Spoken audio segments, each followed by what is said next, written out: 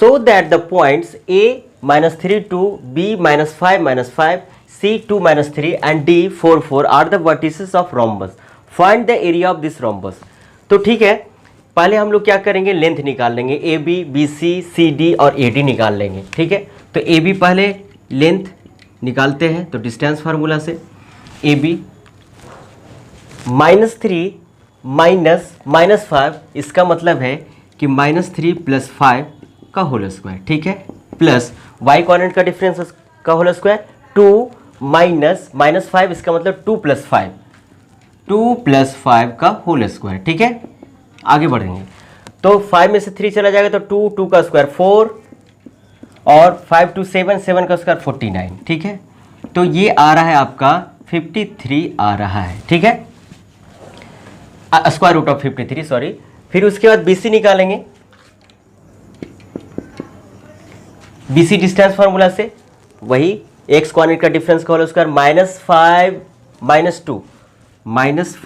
-2 का whole square. ठीक है, प्लस y कोऑर्डिनेट का डिफरेंस का होल स्क्वायर -5 -3, इसका मतलब है कि -5 + 3 का होल स्क्वायर। ठीक है, आगे बढ़ेंगे तो फिर ये क्या होगा, -7 का स्क्वायर, इसका मतलब है कि 49।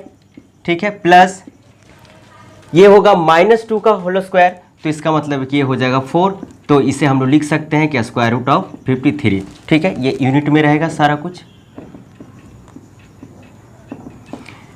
BC निकल चुका है, अब हम लोग निकालेंगे CD। CD डिस्टेंस फार्मूला से फिर x कोऑर्डिनेट का डिफरेंस का होल स्क्वायर यानी 4 -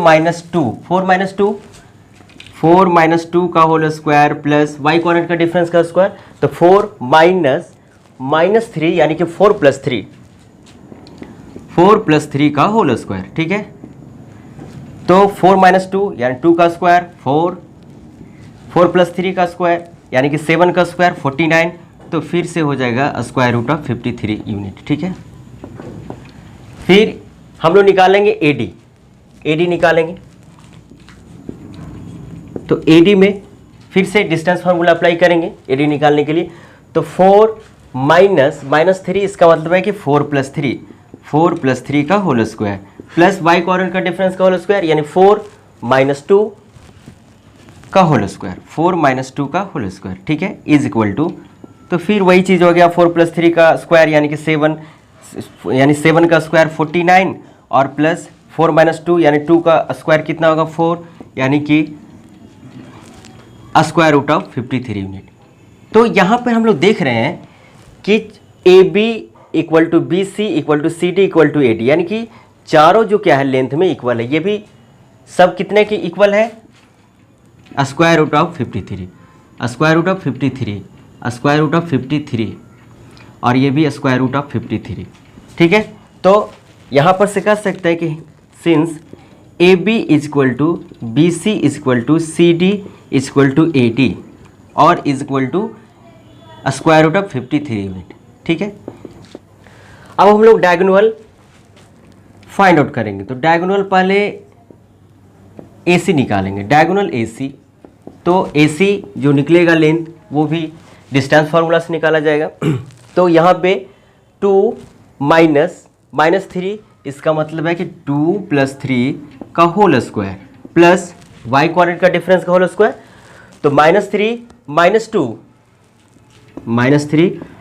- 2 का होल स्क्वायर, तो इसे ऐसे लिख सकते हैं 2 + 3 5 का स्क्वायर यानी 25 प्लस -3 - 2 यानी कि -5 का स्क्वायर 25, तो इसे लिख सकते हैं स्क्वायर रूट ऑफ 50, तो इसे ऐसे भी लिख सकते हैं 5√2 यूनिट। ठीक है, फिर डायगोनल BD निकालेंगे,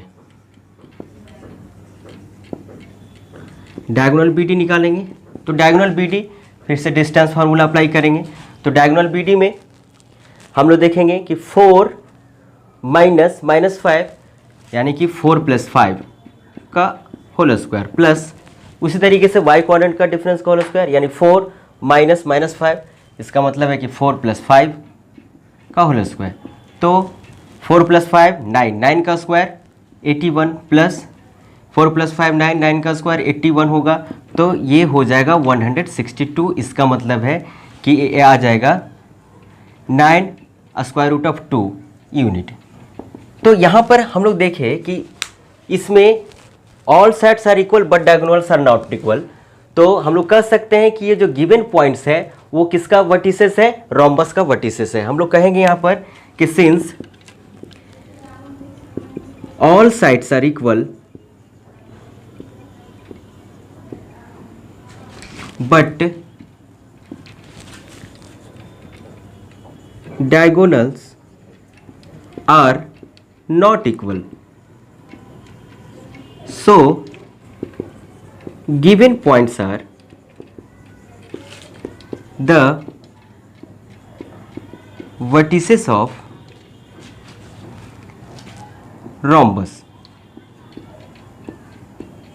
अब हम लोग इसका एरिया निकालेंगे, इस रोम्बस का एरिया निकालेंगे। तो डायगोनल हमें पता था AC = 5√2 यूनिट आया, और BD डायगोनल जो आया है कितना आया है, 9√2 यूनिट आया है। ठीक है, तो यहाँ से निकालेंगे कि area of rhombus ABCD = formula होता है 1/2 इंटू प्रोडक्ट ऑफ डायगोनल्स। तो 1/2 इंटू डायगोनल एक है 5√2 है, और एक अनदर डायगोनल क्या है, 9√2 है। ठीक है, तो ये होगा क्या, 1/2 इंटू 9 5 45 होगा यहाँ से, और √2 मल्टीप्लाई होगा तो 2 हो जाएगा, तो 2 कैंसिल आउट होगा, 45 स्क्वायर यूनिट।